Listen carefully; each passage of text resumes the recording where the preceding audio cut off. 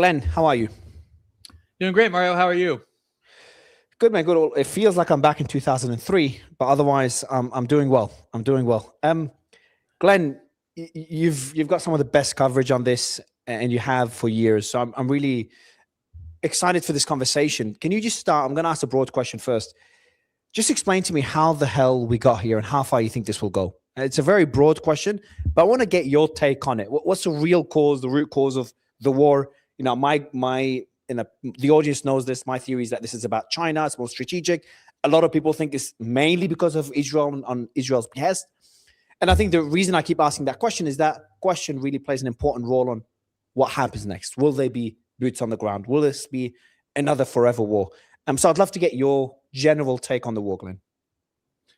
We can obviously talk about the specifics of this war and what the motivations are and what the different factions are that have brought us to this point. And often motive is a difficult issue to pin down because so many different factions that contribute to the war have different motives.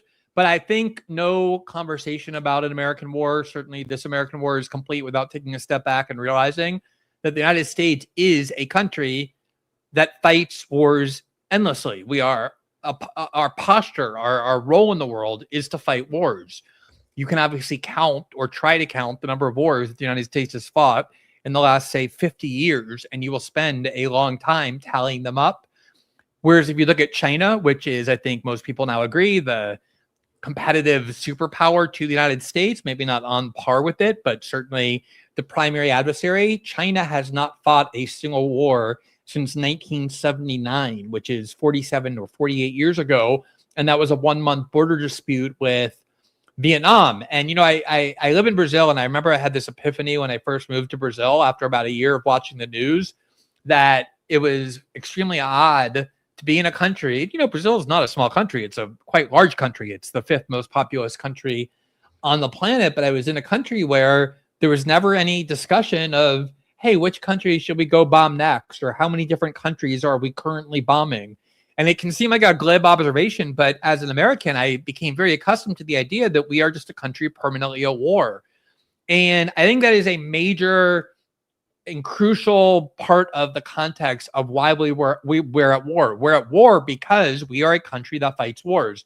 And often the question is, with which country are we going to fight wars next? I think it's worth remembering that we finally got out of the war in Afghanistan after 20 years. We finally withdrew from Afghanistan. Very little happened as a result. The Taliban marched right back into power as if we had never been there. And within 6 months, we found another war, which was the war in Ukraine, to arm, to fund, to drive up the profit of all of our military industrial complex and our industries. And these things are not coincidences. They're very, very related. Washington is a place where there's a lot of pressure points. So I don't think it's even remotely possible or plausible to suggest that Israel has not played a major role in this. And the reason I say that is because when you look at the region, when you see Iran, the first thing to understand about Iran is it is not only the number one adversary of Israel, it's really the only formidable adversary of Israel. Absent Iran, Israel has full run of that entire region. They have absolute and complete. I mean, I guess if you want to put Turkey in that region, you can do that. Although you're also now hearing from Israel the fact that Turkey is starting to be seen by Israel, and they're starting to demand that the United States see Turkey as well as an enemy. But certainly with Iran gone, or with that government gone, Israel's power in that region is drastically increased. And that's the reason why it has been the number one goal of Israel for decades to lure the United States into a war with Iran. So you can call that a coincidence, but that clearly is a major factor. I want to go back to your initial point. You said the U.S. fights wars endlessly. I was having a debate with a close person of mine, and you know, I'm critical of wars. I'm a pacifist, but I was making a point to them. They're very, very critical of the U.S. I'm like, look, whenever there's a hegemony in the world, or in a unipolar world, that hegemony has the ability to just conduct war after war after war. And also, you know, it's important to remember the biggest war right now is Russia invading Ukraine. NATO played a role, but it's Putin that decided to invade Ukraine. I blame NATO as well, so I won't get into that discussion. But my point is that we live in a world of proxy wars, nuclear, because of the nuclear weapons, nuclear deterrence. These countries cannot fight directly. Russia and the US cannot fight. Ukraine is a playground. China and the US cannot fight. Iran right now is a playground. So that is my theory on why the US is in endless wars. And I think whatever power takes over from the US now or in decades from now, it will be probably the same process all over again, even if it's China, and maybe that their policy changes in a few decades. That's because of human nature. But I would love to get your thoughts. Maybe you disagree, and maybe there's special interests, or the system in the US was hijacked by the the military-industrial complex, the APAC and other lobbies that play a role in pushing the US over the edge into these wars. Yeah, I mean, I guess, the one, I don't think you're wrong. I think human nature is very much bellicose and warlike, and we've had wars for as long as human beings have existed in our current understanding of civilization. So I certainly wouldn't deny that is a big factor.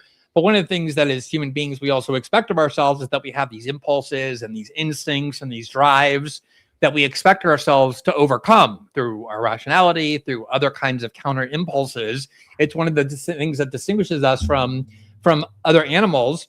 And I do think there is a difference when technology makes wars so uniquely dangerous. I mean, existentially dangerous. The president who I've heard talk most about how truly terrifying nuclear weapons are is Donald Trump. I mean, clearly he was very affected when he got briefed when he first got into the Oval Office on what nuclear weapons now actually can do, the use of nuclear weapons, the danger that and the ease with which they can be used, because he talks about it a lot. And it's not just nuclear weapons, but it's also these vast other arsenals of mass destruction that we're seeing in wars right now. I think it's a big difference between going to war when you're dealing with that level of destruction versus, say, 18th or 17th century types of weapons, or even going back earlier when you're talking about horses and spears and the like. I think that makes a big difference. I would also say that, as I just said, China clearly believes, and they've talked about this openly, that the key to their prosperity, their key to their ability to increase their dominance and to supplant U.S. influence in areas that traditionally the United States dominated, including in Latin America, including in places in Africa, is not to fight wars, but to make sure that they don't fight wars. Because we can talk about all the reasons why, but I think a lot of U.S. foreign policy experts are now realizing that one of the reasons the United States is losing influence in the world is because of the perception that we abuse our military might.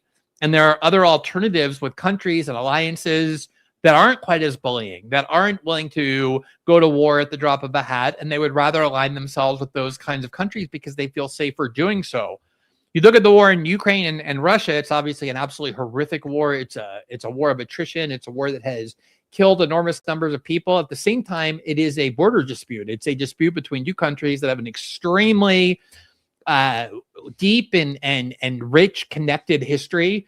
The Russians perceive that what was happening in Ukraine was a direct threat to their country because of the influence of the West and NATO and the United States, and a country that is not just a bordering country, but one of their most vulnerable parts on the border. It's much, much different than sending huge amounts of fighter jets and aircraft carriers all the way to the other side of the world, like we did with Iraq and Iran and Afghanistan and the like.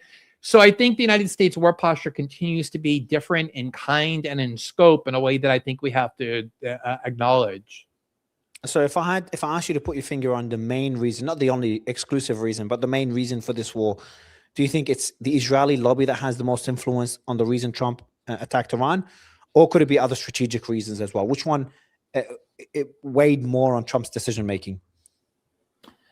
I'm not trying to be evasive, because people to this day debate, why did the United States invade Iraq? Did we invade Iraq because it has a lot of oil? Did we invade Iraq because George W. Bush thought that Saddam Hussein tried to kill his father? Crazy we still don't have the answers, Glenn. That's insane that we still debate it now, decades later. Yeah, but I think that's so important, and I think one of the reasons why we'll never have an answer is because there is no one answer. There is no monocause. In order to get the United States to go to war, you need the sign-in of a lot of different power factions. And these power factions have very different interests. And some want to go to war with Iraq for one reason. Others want to go to war with Iraq for another. And who the president listens to, or maybe he's kind of influenced by everybody, I think ends up with a kind of murky message. And it's especially hard to pin down motive when it's not a traditional war, meaning we're not at war with the country that has attacked us or is about to attack us. No one thought Iran was about to invade the United States, could invade the United States, going to shoot missiles at the United States. None of those traditional reasons for going to war were there. And I think that's what makes it a little bit more difficult. But look, you can't, I'm not somebody who's going to say it was only Israel, but I absolutely believe if you are going to force me to pick a primary cause, you cannot ignore the fact that the Trump campaign was funded by billionaires who are overt and clear about the fact that the number one cause that they have in life is the protection of Israel. People like Mary Madelson and Bill Ackman, and the list goes on and on.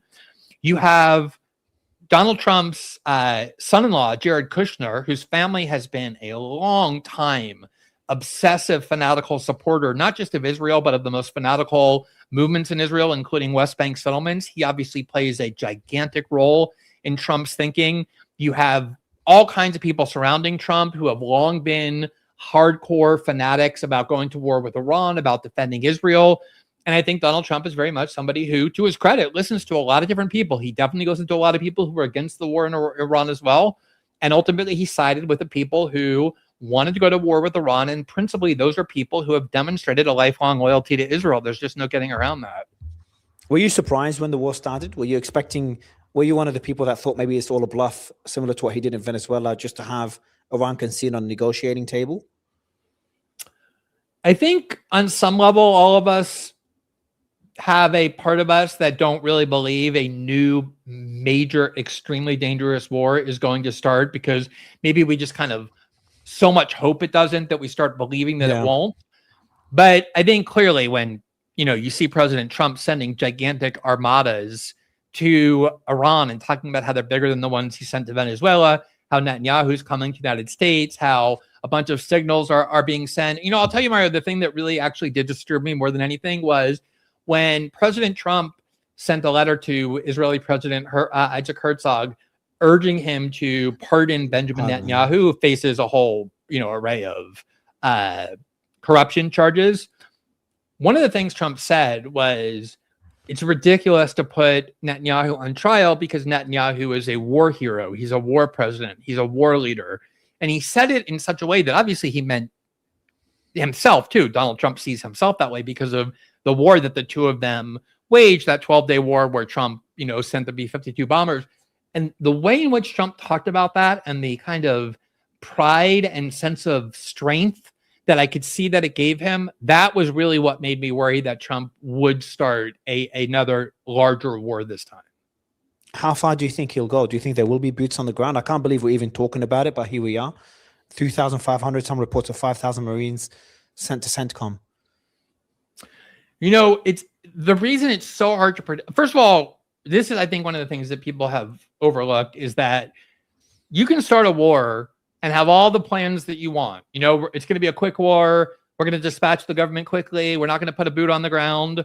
And you can really mean it, and you can really believe it, and you can really want to, really do everything to make sure that it doesn't go beyond that. Once you start a war, though, you're not in control of how it ends. I mean, it depends on a lot of other actors. I mean, it depends on the actions of Iran, for example. The war can't end if Iran doesn't want it to end. The war can't end if Iran doesn't cooperate in its ending. And that's one of the problems. And then the other problem is, it's so difficult with Trump in particular to predict what he's going to do next, because I do believe that he has a complex personality and it always is kind of divided. Like, I still believe, even though a lot of people criticize me for believing it back then and for believing it now, that there is a very strong and genuine aspect of Trump's personality that wants to avoid war, that really understands the horrors of it. He doesn't want on his legacy that he was a war president. He was the first president in decades in the first term not to involve the United States in a new war. I don't think that's a trivial accomplishment. And so I do think that that part of him is still very much there. He understands the dangers of being sucked in. The problem is, so did LBJ in Vietnam. He tried to do everything possible to avoid being sucked into a prolonged war in Vietnam. And look what happened. Same with Bush and Cheney in Iraq. Nobody planned that. And, a lot of it depends on what Trump feels like on a day he wakes up, or who says the thing to him that convinces him in the right way. It's very difficult to predict, but I will tell you that we're on a very dangerous path. Iran is not close to being defeated. They're certainly not close to unconditional surrender. The regime is not falling. They have a lot of capability to do damage that they're continuing to do. And as long as that's happening, how does Trump extricate the United States from this war? Tucker says something very similar. He doesn't believe Trump wants this war. Then who's making the decisions, though? I understand people love to talk about the deep state, and Putin has a very infamous quote. He meets a president, but every time he meets a president, people with black suits come in and everything changes. I'm paraphrasing. So how much decision making do you think Trump has in this case? Because I do feel like he's the one pulling the strings. He's the one, at least in this term, that calls the shots. He's the one that tells Netanyahu and Iran to stop the 12-day war. Said both of them don't know what the fuck they're doing. He's also the one to go there and to try to broker peace with Armenia, Azerbaijan, trying to achieve the same thing with Ukraine, told Netanyahu to apologize to the Prime Minister of Qatar. So it does seem like someone who does what he thinks is right, not someone that's being controlled by special interests. But this war caught me by surprise. The fact that it's ongoing caught me by surprise. The fact that there's a potential for boots on the ground caught me by surprise. And the fact that we're talking about the capture of Strait of Hormuz caught me by surprise. So then that's why I'm questioning how much of the decisions is Trump actually making? I mean, I don't believe at all in finding excuses to exonerate Trump and say that somehow he's not the decision maker. I think it's important to understand what's influencing Trump and who is influencing Trump. I think it's a very important conversation to have.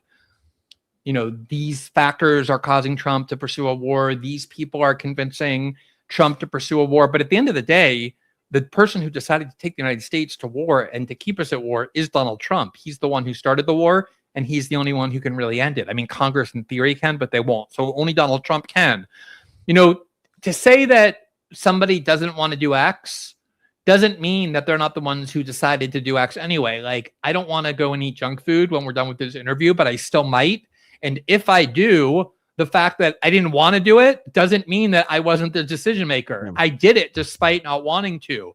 And that's why I say I think there is this kind of divided sensibility that has always been there with Trump. On the one hand, I think, remember, he ran for office in 2016, having to run against standard Republican foreign policy orthodoxy. He had to find a way to destroy the Bush dynasty. Jeb Bush was the establishment choice. And to do that, he created this kind of worldview about the evils of regime change wars, or about wars in the Middle East, and about how much of a waste they are. And whether he believed it at the time or whether he pretended to believe it in order to have an effective campaign message, I do believe that became his way of looking at the world. And that is an authentic part of what he is motivated by. And it's part of the reason why I thought there was a lot of potential to a Trump presidency, because I was hoping that would be the impulse that would prevail. But then he has these other impulses, part of which come from the people who he's long been surrounded by who don't think that way. But also, I do think human psyche is a very important part of why we go to wars. When you study history and you want to talk about Genghis Khan or Napoleon or any of the great wars, you have to talk about the psyches of the leaders who caused them. And Trump is somebody who grew up venerating toughness, like Roy Cohn and people who were really tough and didn't have any ethical boundaries, who got things done. He loves, President Xi and even Kim Jong-un. He talks about, dictators with a lot of admiration. He wants to think of himself as tough. The problem is, he avoided war. He never demonstrated any physical toughness. And I think that part of his psyche wants to be that he's a strong leader. And to him, being a strong leader means winning wars. So I think you see this conflict within him. And how it plays out, I think, is very difficult to predict. From a strategic perspective, what really confuses me and you've given many other reasons except that last explanation on why this war doesn't make sense. His narrative he ran under in 2016, the fact that he didn't have a war in the first term, that was a symbol of pride. The fact that he's constantly talking about the Nobel Peace Prize, talking about all the peace deals, the wars he's ended. Another perplexing scenario is what's happening in the Gulf and the relation with the Gulf. Those are countries that he spent a lot of time building relations with. I think he went to that region, to the Gulf countries, as the first visit in his second term. So first, where do you think they stand on this? Because there's two competing narratives. One of them is they want Iran gone. Iran is a rival. The second, they pride themselves on being a safe haven. They know a war with Iran would lead to chaos in their region, in their countries. So do you think that they support Trump's war against Iran? And how do you think that relationship with the US would look like once the war ends? Yeah, it's a really good, complicated question. I think one of the things that is beyond doubt is that Trump loves, cares about, and wants to pursue as close of a relationship as possible, both for the United States and himself and his family, with the Persian Gulf tyrannies, with Saudi Arabia, the Emiratis, the Qataris, the Jordanian. He speaks openly about how much he loves them. And you can see why. Trump loves very rich people, and they're very rich. They kind of have similar aesthetics, like the aesthetics of these Persian Gulf countries are very ostentatious, very much similar to sort of Trump's aesthetic, which matters a lot. You know, he loves architecture and, you know, very gaudy kind of displays of wealth, which is what the Persian Gulf tyrannies specialize in. His family has done a lot of business with them. He sees a lot of business opportunities for his country, for himself, for his family there. So I think his affection for these leaders is very real. On top of which, you know, they issued this national security strategy at the end of the 2025, the Trump administration did. And there was a whole section where they explicitly said, we're not going to pretend anymore that we care about whether countries, especially in the Middle East, are democratic and free or not. That's not our business. They have their own ways of doing things, their own culture, their own tradition. Basically a way of saying, we're not going to hound and badger the Saudis and Emiratis and the Qataris or anybody else to open up their country politically, to stop being a dictatorship, to bring democracy. No American president really cared about that, but Trump was more candid about it, which is one of the reasons why it was so disturbing to watch people believe that we were going to go to war with Iran in order to free the peoples of Iran from tyranny and dictatorship, when Trump just got done saying that's not a concern of the United States. So I definitely agree with you. He has a huge affinity for those countries. Those countries have looked at Iran at varying points, also with a lot of antagonism. They have seen Iran as threatening, much less so in the last 2 or 3 years, where there's been this rapprochement between the Saudis and the Iranians. They don't really see Iran as much of a threat as they did sort of in the first Trump term. I'm not sure they were super excited about a war with Iran, but I'm certain that they were very worried about exactly what has happened, which is their American bases all over, you know, Qatar and the Emirates and the Saudis. And they understood that Iran would target those places, would target their energy infrastructure. They have to be very worried. Their anti-missile ballistic systems are starting to be radically depleted. There's a lot more damage. Well, you live there. You don't need me to tell you. You know, in the West, we're not seeing as much damage. I'm not saying Dubai is being destroyed or anything like that, but it is not a pleasant thing to have this, you know, sprawling, beautiful kingdom that you created, and then suddenly have people fleeing it because of fear of bombs and drones and oil refineries being destroyed and the like. And this has to be a pressure point on Trump to end this war sooner rather than later. What do you make of the Iranian demands as well? No, first, before the Iranian demands, but do you think the relationship between the US and those Gulf nations have been hurt by this war? And do you think that would have long-term consequences, or we're looking too much into it? I guess it all depends on when and how it ends, but I certainly, you know, putting myself in the position of, say, the royal family of the Emirates or Bahrain, I would start to think twice about my relation with the United States and the vulnerabilities that it creates for my country, that I have to host bases of the United States. And remember, the promise of the United States is by giving us access to your countries, by allowing us to operate there militarily, we're going to protect you. We're going to be your protectorate. And there's not a lot of protection, it seems, when, you know, bombs are falling in your countries, on your apartment buildings and your hotels, and people are fleeing your airports and your airspace is being closed. So it seems like the basis for that relationship has really been compromised. And the longer the war goes on, the more it's going to be compromised. And I definitely think that has to be one of the things bothering Trump. Yeah, you saw the Al Habtoor billionaire that sent a letter to Trump, an open letter, criticizing Trump for, you know, all the billions they gave him, the peace, whatever, the peace summit that he has, the border peace that he has, and the amount of donations they've given him. And then for him to declare that war without their approval, and then to drag them into it on the behest of Israel. And then he sends another letter the next day or a couple of days later to Lindsey Graham. Because Lindsey Graham, and I want to get your thoughts on this, that one was wild to me. Lindsey Graham making some statements in the last few days. One of them is that saying Jesus is king. You know, I was born a Christian, and I'm not religious, but I was born a Christian, and, you know, Jesus is king, or praising Jesus is just part of the religion. And I think he criticized it. He said praising Jesus or saying Jesus is king is anti-Semitic, or it's a way to criticize the Jews. wanting to criticizing Saudi for not joining the war, not apologizing. Sorry, guys, we dragged you into this war. Sorry, guys, you're getting bombed before a war because of a war we declared with Israel. No, instead saying, guys, you should fight this war, or we're going to review the defense pact, and then saying the same thing to the rest of the Gulf nations.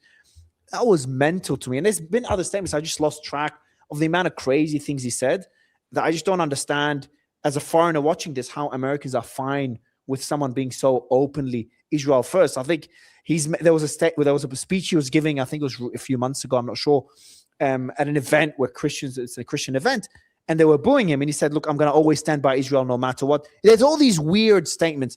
So just try to explain to me how close is he to Trump? How much influence does he have over Trump? And how is that okay? I mean, I share your amazement, as much as you just expressed it. And, I do think it's worth noting that there has been a radical change in American public opinion, that if you don't live in the United States and haven't lived in the United States for many years, it's very hard to understand and detect. But until 2023, it was extremely rare for anybody in national public life to question, let alone criticize Israel in any meaningful way.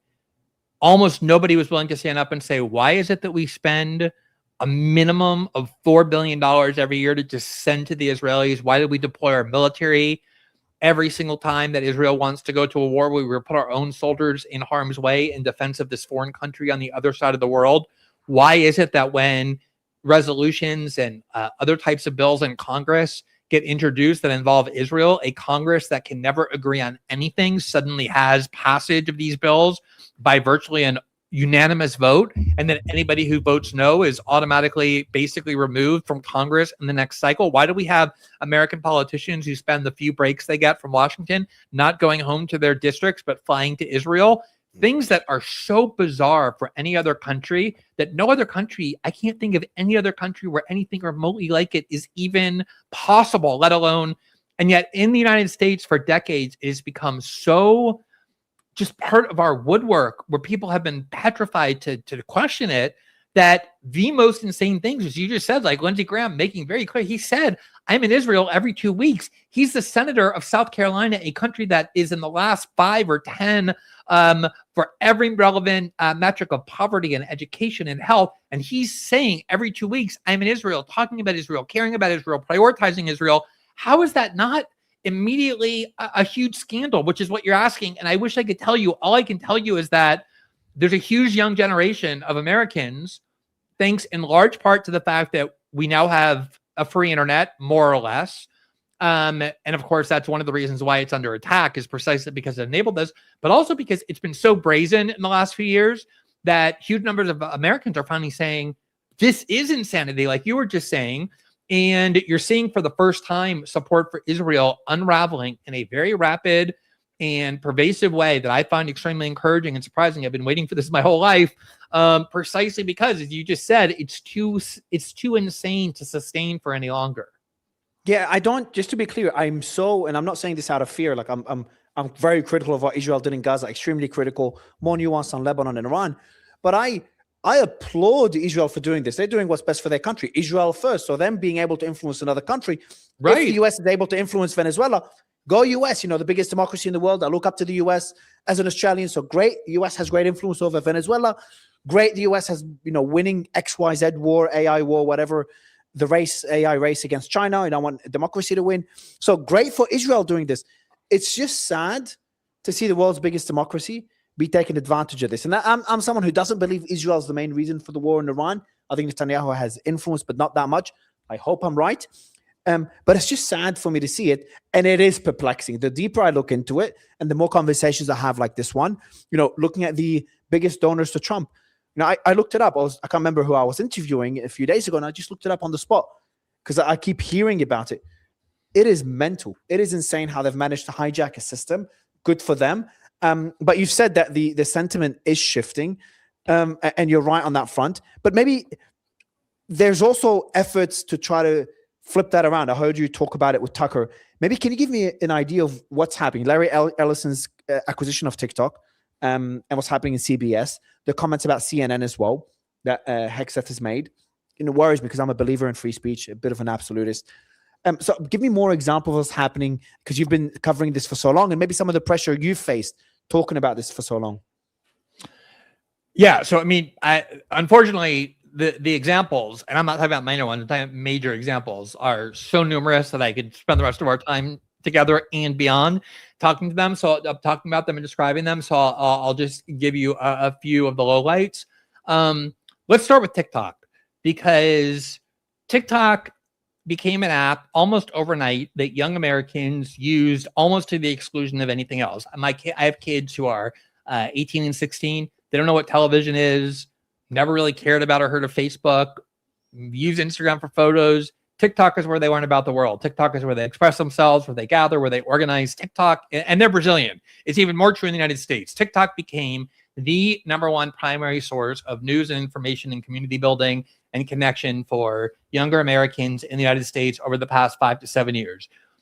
There was an attempt in 2020 to ban TikTok on the grounds that it was too much influence on the part of the Chinese, that it's a company that was, the ownership structure of TikTok was a lot more complex than people described it as, but let's just assume that it was a Chinese company and therefore somehow answerable to the CCP. There was an attempt to ban it. Trump was in favor of it. Republicans were in favor of it. This is 2020. It went nowhere. It lingered in Washington. There weren't nearly any votes to try and ban TikTok for years, for 2020, 21, 21, 22, 22. It was gone. Nobody was talking anymore. October 7th happens.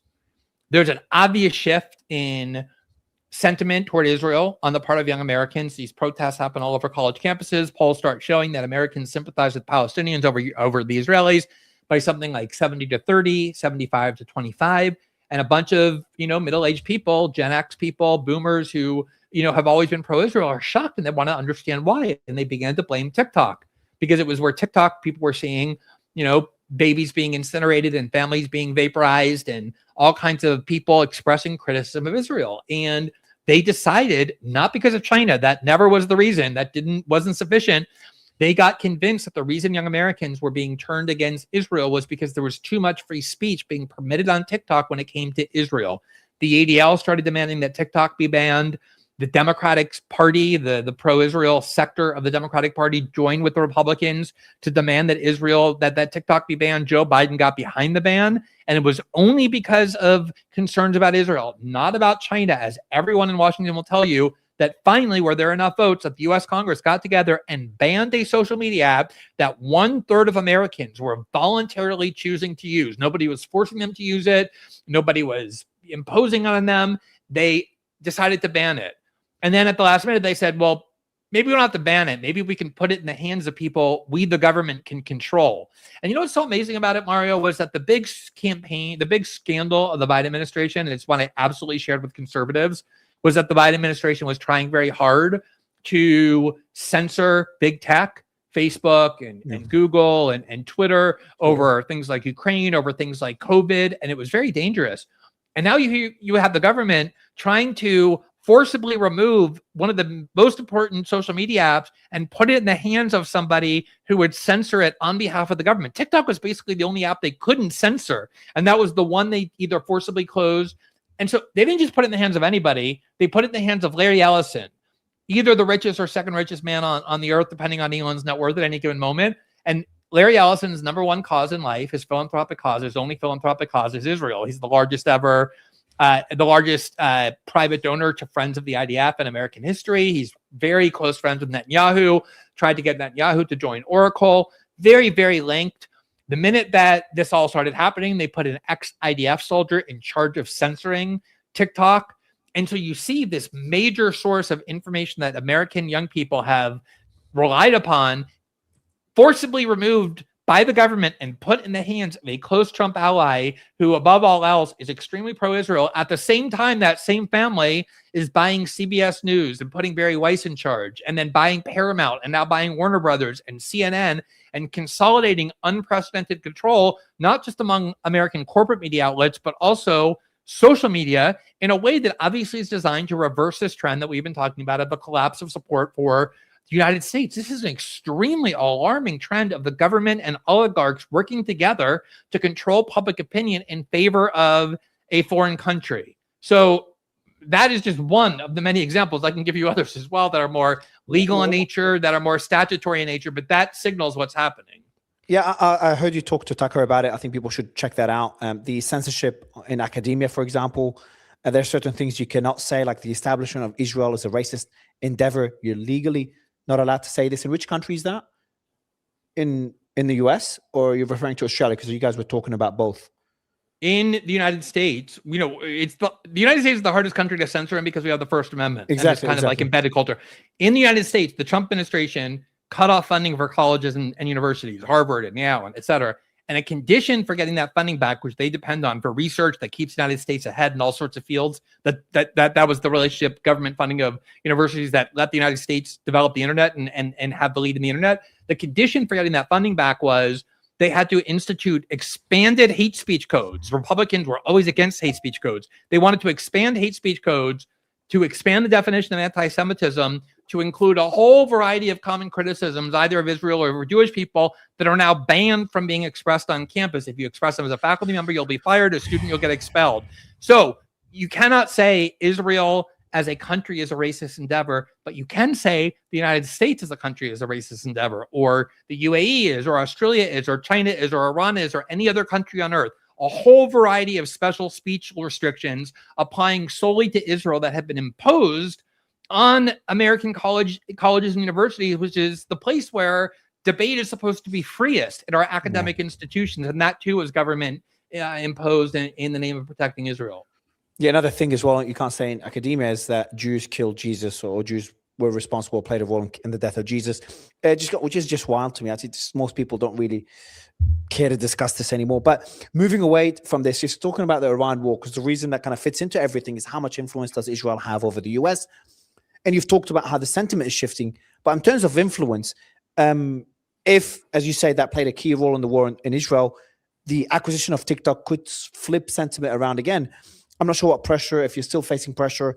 I know Tucker is facing pressure for his stance and his criticism of Israeli influence in the US. But how much is that chokehold really changing recently?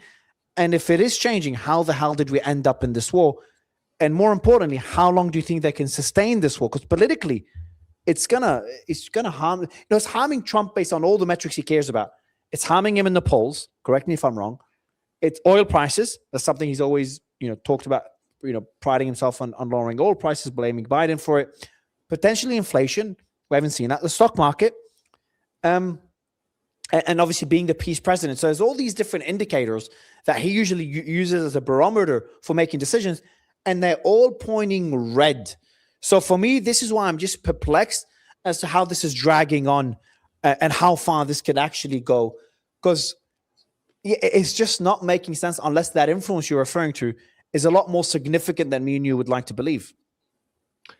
Well, first of all, I think there's always a big gap between public opinion on the one hand and elite behavior on the other. It takes time for those two things to merge. You have had all sorts of policies that have been incredibly popular among the American population for decades, including things like universal health care, free college, which most European countries provide to their kids, to families. You ask Americans if they're in favor of that, they'll all say yes, and yet you have special interests that control Washington that don't let either political party pass them. So there's often a big breach between public opinion on the one hand and behavior of American political elites on the other, even in so-called democracies. The issue with opinion on Israel is even more pronounced because there has always been a strain of Israel criticism on sort of the far left, kind of like the Chomskyite left, like the real left, not like the Hillary Clinton, Nancy Pelosi left, that has been very hostile to Israel. And you've always had a strain of hostility toward Israel on the kind of far isolationist right, kind of Pat Buchanan, Ron Paul, figures like that. The major difference now is that it's completely penetrated the mainstream of each wing of the ideological spectrum and the political parties, where you have huge chunks of just normal Democrats and normal Republicans, normal liberals and conservatives who have completely turned against Israel. At the same time, in Washington, the amount of money that AIPAC pours into political races is still so shockingly enormous that politicians are petrified, way more so, of AIPAC and the pro-Israel lobby than they are of public opinion on this question. And so the public opinion issue, though it's starting to matter, still isn't sufficient to get Congress to act, let alone Trump, who, remember, doesn't face re-election. Trump is done running for office, presumably, absent something very extraordinary. And I'm not sure how much that really affects him. The other factors that you mentioned certainly do. But again, the problem is once you get into a war, it destroyed, Lyndon Johnson was a very historic president. He passed, was the Great Society, a whole variety of safety net for the United States that lasted today, the Civil Rights Act. And yet LBJ's presidency is remembered for the quagmire of Vietnam. He was prevented from running for re-election because he was so unpopular in his own party. Wars that drag on destroy presidencies, and they can have their own momentum. So if, Trump feels like he hasn't won yet, if it looks like if he stopped, he would lose the war, he'll continue, even if, as you say, all signs are pointing red, and might even jeopardize his presidency simply for that reason alone. That's why these wars are so dangerous to start, because you never know what's going to happen or when you can end them or how. And more importantly, Trump is not alone deciding when the war will end. You made the point earlier is that two sides have to make that decision. And there's a lot of talk about Iran not being incentivized. Iran is in a position right now, especially after the 12-day war. And now this, both of them happening during negotiations, starting during negotiations. There is a sentiment within Iran that they need to inflict as much damage as possible to the US and Israel to deter any future aggression, to say, hey, this is the last time you guys bring up a regime change in Iran. Otherwise, and the damage will be so significant if you do it again. Look what we've done this time around. Look at the global economy. Look at the US bases. Look at Israel. So my question to you is, do you think that's true? Do you think Iran may not accept a peace deal now? Because we are also seeing them bombed extensively on a daily basis by the world's biggest military. And do you think they're serious about their requests, the Supreme Leader's requests about the US forces pulling out of the Gulf countries? He wasn't that explicit about it, but that seems like what he implied. And number two is about compensation, receiving reparations from the US. Do you genuinely think they would seek those two terms, and would Trump ever accept them? I don't know about all that, but what I do think that Americans often misunderstand, and as somebody who was born in the United States and grew up in the United States, it took me a while to understand as well until I started traveling around the world, living around the world, is, the United States is 250 years old, and people have a lot of patriotism about the United States, and we love our country, and we believe in its, cult. Here you're talking about a civilization, the Persian civilization, that is thousands of years old. They have an extreme amount of pride in themselves and their tradition, in their history. It's kind of like the Russian civilization or the Chinese civilization. Obviously, look at how the Japanese fought in World War II. And one of the things that actually happened last year was that the Iranians were negotiating in good faith and thought the United States was, and the whole thing turned out to be a ruse. Trump was saying in public, we're about to sign a deal, when in reality, he and Israel were plotting to attack Iran. And the whole facade of pretending to negotiate was a way of lowering their defenses. And they ended up killing the very people with whom they were negotiating. The whole thing was a ruse. And basically, a very similar thing happened this time, where on the first day, the Israelis killed what Trump said were a lot of the moderate negotiators on whom they were relying to govern once the Ayatollah was killed. When you start a war and you kill the spiritual leader of a country, and we're told that everyone in Iran hates their government, they may have a lot of dissatisfaction with their government. At the end of the day, we all unite behind our country when it's attacked by outsiders, a very common tribalistic instinct. I'm talking here about a country that now has a lot of pride at stake in their own civilization and their own dignity. And people will fight for a long time and risk a lot of destruction in order to vindicate those kinds of impulses. And I think we in the United States have kind of lost that as a country. We don't really fight for that any longer. We have a very small group of volunteer force that does, and the rest of us are insulated from the effects of war. And I think it's very hard for us to understand that kind of an impulse.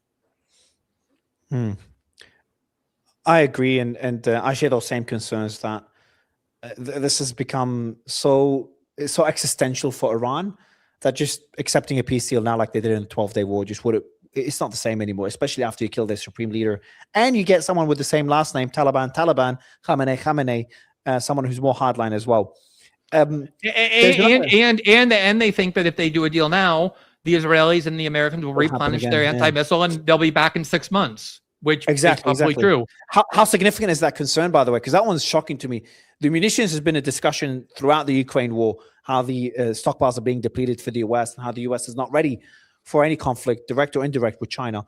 And then we just drag ourselves into another war. The US drags itself into another war, depleting the munitions further. Now, from what I understand, the munition stockpiles are classified information. But if you do the math by what's produced and how much the US could produce, the companies could produce, so the THAADs and the PAC-3 Patriots, the numbers don't add up. The numbers seem very concerning. Have you looked into this? Do you share that concern? Because that one, if the concern is there, it's just, again, the war is just mind-boggling to me from a strategic perspective. I have talked to a lot of people at the top of the Pentagon machinery who have worked inside the very highest levels of the Pentagon. And some of them have been public about it and believe that the 12-day war that took place last year had to end. That it wasn't that Trump called Netanyahu and said end it. It was that the Americans and the Israelis were running out of anti-missile systems that would protect Israel from what Trump himself said was the gigantic battering, the huge amounts of hits that Israel was taking from Iranian ballistic missiles. We wasted a lot of them by sending them to Ukraine. We used a lot of them to protect our troops when we were bombing the Houthis in Yemen. We gave a lot of them to Israel. And then that 12-day war really depleted them. These are, and you would think, okay, well, the United States spends $1 trillion a year on our defense. These are extremely sophisticated weapons. They're very, very expensive. And worst of all, from the American perspective, they take years to build. It's not like you just, are out of them and you call up Boeing and you say, hey, we need another, 800 of them by next week. And Boeing delivers them. They take years to develop. That's how long the buildup is. And a lot of people believe that the reason that war ended last year was because the Americans were forced to end it because of the lack of anti-missile capability. The Persian Gulf states are clearly running out. The United States just took their batteries out of South Korea. Do you know what a significant development that was to put them in South Korea? The tension that it caused with China and North Korea, the loss that South Korea suffered from having them put there. And then we just go and we just rip them out for Israel in order to continue this war. That's how desperate this situation is. This is a major factor in how long this war can go on and what the vulnerabilities are. That is insane that the war is even ongoing. But doesn't that mean that the war has to end? It just mathematically has to end, at least on the US side. Is there stockpile? Is it possible that, again, I was going to ask, is it possible that there's stockpiles we don't know about? But then you just said it. For not only the officials you spoke to, some are talking about it publicly, but they've just pulled out THAAD batteries from South Korea, which are very strategically important. There's talks about even those not being enough as well.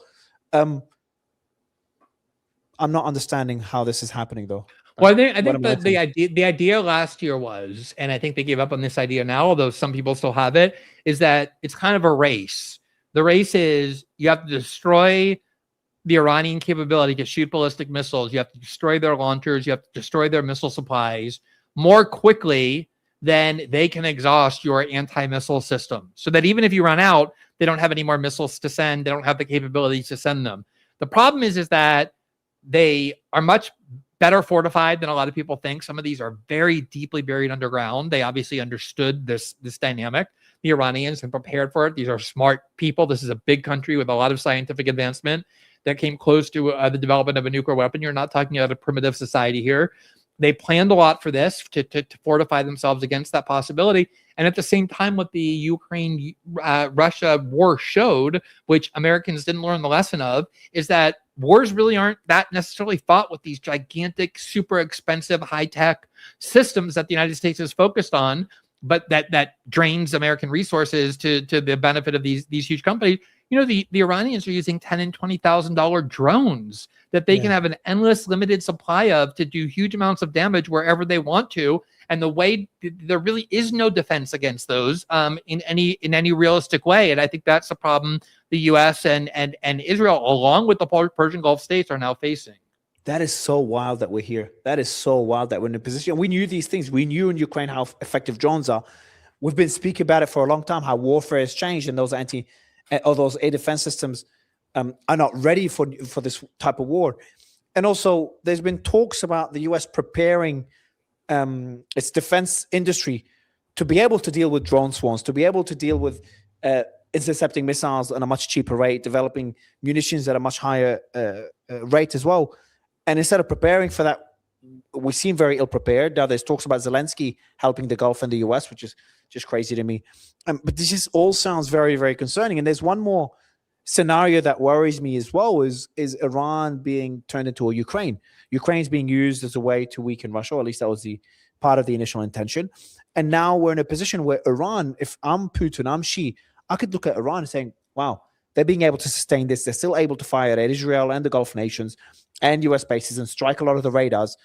Let's support them. Let's keep sending them munitions. Let's keep sending them defense. Let's increase, instead of sending helmets like Germany did, let's send air defense systems. Let's send more S-300s. And then we're in a position where Iran has just become a proxy war, a prolonged, forever war, but a proxy war at that.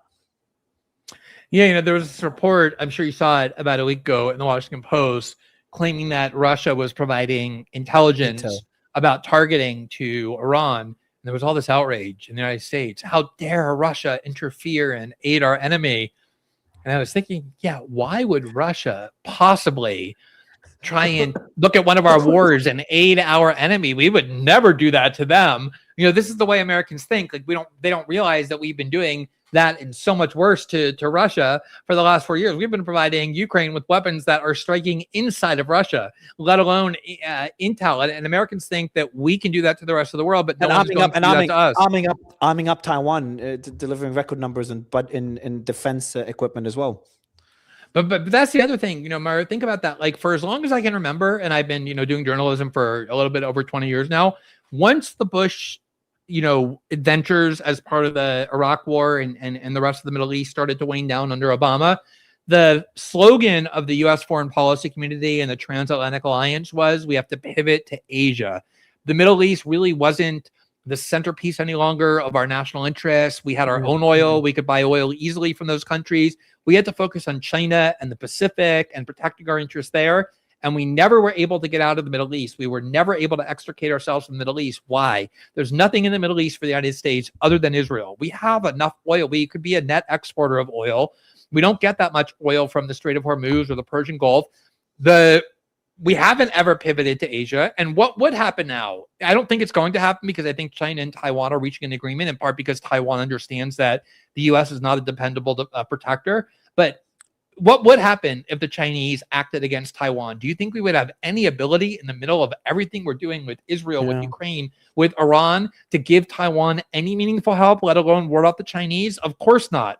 And it just shows you how warped our priority scheme has been, that we continue to prioritize the Middle East. And I know you don't think it's only because of Israel or primarily because of Israel, and we don't have to bicker about that, but certainly Israel is a major reason, because what else is there in the Middle East that would make the United States devote so much of its resources to it at the expense of other priorities?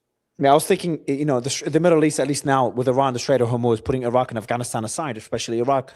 But the Strait of Hormuz is extremely important for China, where it imports 40% of its oil. So for me, I thought that gives Trump leverage over China the same way China has leverage over Trump or the US through the rare earth. And we've seen them use that card previously. Just a question, you can comment on that, but also back to the question though, are you worried that Iran could become a proxy war, a battlefield between the US and Russia and China? So a way for Russia and China to weaken the US and keep depleting the munitions. I think the Russians are still very, very tied down in their own conflict in Ukraine, which is very much still raging. And I'm not sure they have a lot of wherewithal or bandwidth or resources to start providing meaningful aid or equipment to Iran. China is a different story. They certainly have that capability. Like I said, though, China has adopted a policy. I'm not saying they've done it morally or ethically. I think they've done it very strategically and pragmatically, that the further they stay away from wars, the better off their country is. And they haven't really been intervening in various wars. I mean, they helped Russia symbolically and kind of diplomatically a little bit. They stayed close to Russia, but it isn't like they sent major machinery or military aid or financial aid or certainly soldiers the way North Korea did a little bit to help the Russians in Ukraine, even though they could have done that. The Chinese calculations are probably more complex than I should be commenting on. But from what I've seen of China, I don't see indications that they perceive it in their interest to start fueling proxy wars I think they've been very successful avoiding warfare and using the resources for other more constructive purposes. You also said that I didn't know this. I haven't been keeping track. China and Taiwan are nearing a deal where war would be avoided. I don't want to say that, but what is true is that, for a long time in Taiwan, the parties that were extremely hostile to China, that were very militaristic toward China, were the parties that had always dominated internal Taiwanese politics. Parties that are now more accommodationist of China, who don't think they need such great conflict with China, that think they can get a cooperative deal with China, some kind of compromise in the middle. Those parties are starting to gain strength. And as a result, the tension between China and Taiwan is decreasing. Again, I'm not an expert in Taiwanese domestic politics, so I'm not going to sit here and pontificate, but I've read a lot of people who are. And part of the reason a lot of people think that's the case is because the Taiwanese no longer believe that the United States not only would, but could successfully intervene in defense of Taiwan if China decided to attack. And just one comment on this. It's just insane to me when people compare what China could do to Taiwan to what Russia's doing in Ukraine or what the US is doing to Iran, and people forget that Taiwan is not really called Taiwan. It's actually called the Republic of China. So it's a very different scenario what's happening there to what's happening in the Middle East. The last thing I want to ask you about, Glenn, is something I always avoid, and I even made a tweet, and I've said this before when the war started. I said, a war with Iran is not World War III. Whenever there's war, people fearmonger all the time. But also, I want to take that back, because we were talking about the risks of World War III when Russia and Ukraine was raging on. It was the talk of, everyone was talking about it a couple of years ago, a year and a half ago, how it's getting closer and closer, tiptoeing ourselves or sleepwalking into a world war. That war is ongoing. And now we've got another major war in Iran. I remember in the October 7 days, we're analyzing how Israel could respond. Now, remember, there was various red lines. The invasion of Gaza is number one. Number two is what they could do in Hezbollah. Could they cross the various rules of engagement that they have throughout? They've crossed those lines. And then I'm like, proxy wars through Iran, how involved will Iran be? But I never thought there'd be a war with Iran and Israel. And then 12-day war happened. And I'm like, there's no way the US is going to be involved, especially under Trump.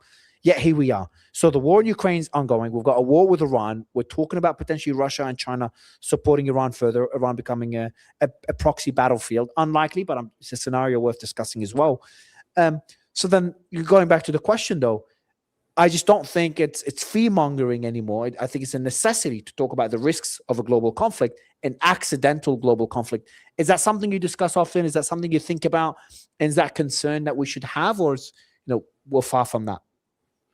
It'd be so reckless not to think about that. One of the things that always concerned me most, I was a very vocal and early and vehement critic of the Russiagate scandal, which turned out to be a hoax. And part of my concern, my objection was journalistic, just that there was never any evidence to support the claims of collusion. Like, my other bigger concern was geostrategic, which is that it's hard to think of anything more dangerous than purposely ratcheting up tensions between the United States and Russia. The countries, still the two largest countries with the largest nuclear stockpiles on the planet, with thousands of intercontinental ballistic missiles that are nuclear tipped, aimed at one another's cities, with very archaic Cold War hair trigger systems that already once came very close to resulting in the extinction of the human race in the early 1960s. To play around with that, to make it impossible for Americans to talk to Russians, and then to especially do that while you have planes buzzing around and American forces operating in Ukraine with missiles landing in Russia, that just never mind the willingness to escalate and to pursue more aggressive war. Just the Cuban Missile Crisis almost resulted in nuclear war because of misperception and miscommunication, not because of intention. And those kinds of concerns, when you're talking again about, not 18th century weapons, but 21st century weapons of nuclear arsenals, if you're not worried about that, you are not a mentally well person. And I think I was always so shocked by how many people in Washington, they were writing articles saying, oh, we can endure a use of a battlefield nuke if necessary in Ukraine. We shouldn't be so petrified of Russia's nuclear arsenal. Like, this was madness to me. And now you have a war in a region that has proven uniquely volatile for a long time. You have, all sorts of like ethno tensions and religious conflict and fanatical regimes, including, I'm afraid to say, in Tel Aviv, that is nuclear armed, that is driven increasingly by religious fanaticism. They're not the only one in that region that is driven by those kinds of sentiments. You're talking about centuries-long hatred, ones that are, in their perception, existential. You now have the United States there with the potential of other countries entering. You already have bombs falling in multiple countries. It already is a regional war. If you don't think a regional war can become a global war, I suggest that you just go look at how World War I happened, or how other wars spread far beyond the vision of the people who initiated them. And that's the reason why we say war is the last resort. And it shouldn't be a cliche that we just say in passing to prove we're good people. It should be one of our governing principles as human beings, that war is something we do not do unless absolutely and in every sense necessary. And I do think one of the worst things the United States has contributed to the world in the last 6 decades is an abandonment, really a destruction of that principle. Whew. Oh, thanks for the nightmares tonight, Glenn. Sorry to be so dreary. Have me on when we can talk about something a little bit more, a little lighter and happier. I don't think we'll get a chance by the way things are looking, but absolute pleasure, man. Thank you so much for the work you're doing. Big admirer for a long time, and I hope to do this again with you. Thank you, man. Yeah, me too. Congratulations on the success of your show. It was great talking to you. Bye-bye. Thank you, brother.